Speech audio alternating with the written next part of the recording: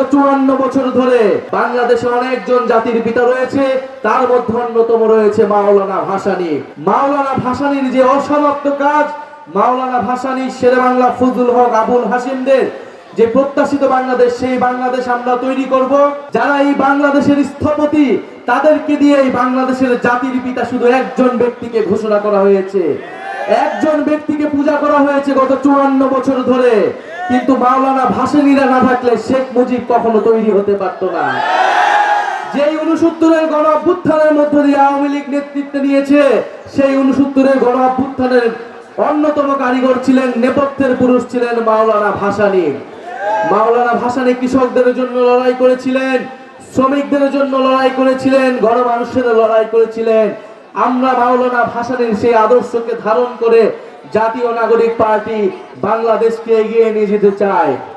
মাওলানা ভাসানী শুধু রাজনীতিবিদ ছিলেন না, তিনি ছিলেন একজন রাজনৈতিক দার্শনিক। তিনি রবুভিয়েতের কথা বলেছিলেন, দায়িত্বের রাজনীতির কথা বলেছিলেন, যে আমাদেরকে দায়িত্ব নিতে হবে, আমাদের প্রাণ প্রকৃতির সমাজ এবং আমাদের আশেপাশের মানুষের দায়িত্ব নিতে হবে। সেই দায়িত্ব এবং দরদের ভিত্তিতে নতুন সমাজ, নতুন দেশ গড়তে হবে। সেই নতুন বাংলাদেশের কথাই জাতীয় নাগরিক পার্টি বলে যাচ্ছে।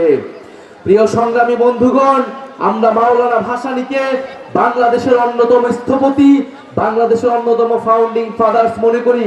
বাংলাদেশের কোনো একজন জাতির পিতা নয়, বাংলাদেশে অনেকজন জাতির পিতা রয়েছে, তার মধ্যে অন্যতম রয়েছে মাওলানা ভাসানী। সংগ্রামী বন্ধুগণ, আমরা গতকাল এসে মাওলানা ভাসানীর কবর জিয়ারত করেছি এবং মাওলানা ভাসানীর সেই দরবার হলে আমরা বসেছি কৃষকদের সাথে, আমরা বসেছি তাঁতি শিল্পীদের সাথে। আপনারা জানেন, এই টাঙ্গাইল ছিল কৃষক আন্দোলনের সূতিকাগার। টাঙ্গাইলে কৃষকরা সংগঠিত হতো, কিন্তু এখন বাংলাদেশে কোনো শক্তিশালী কৃষক সংগঠন নাই। ফলে কৃষকদের কথা বলার কোনো প্ল্যাটফর্ম নাই। কৃষকরা তাদের ন্যায্য অধিকার পায় না।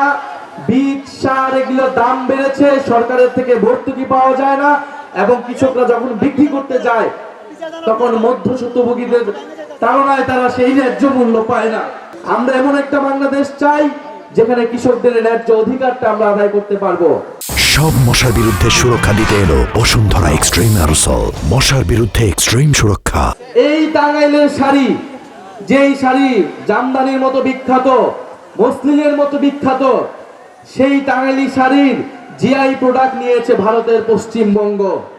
টাঙ্গাইল শাড়ি নামে কিভাবে ভারতে জিআই প্রোডাক্ট নিতে পারে, এই প্রতিবাদ আমরা তখনও জানিয়েছিলাম। মাত্র 2-3 বছর আগে এই ঘটনা ঘটেছে। কেন ঘটেছে? কারণ আমাদের দেশের সরকার, আমাদের দেশের মানুষ টাঙ্গাইল শাড়িকে, তাঁত শিল্পকে পৃষ্ঠপোষকতা করতে পারে নাই, পুরো বিশ্বের বুকে তুলে ধরতে পারে নাই। আমাদের যে জাতীয় সম্পদ, তার মর্যাদা আমরা দিতে পারি নাই। টাঙ্গাইল শাড়ির জিআই প্রোডাক্টের সত্ত্ব কখনোই ভারত নিতে পারে না। অবিলম্বে তা প্রত্যাহার করতে হবে, আমরা এই দাবি জানিয়ে গেলাম।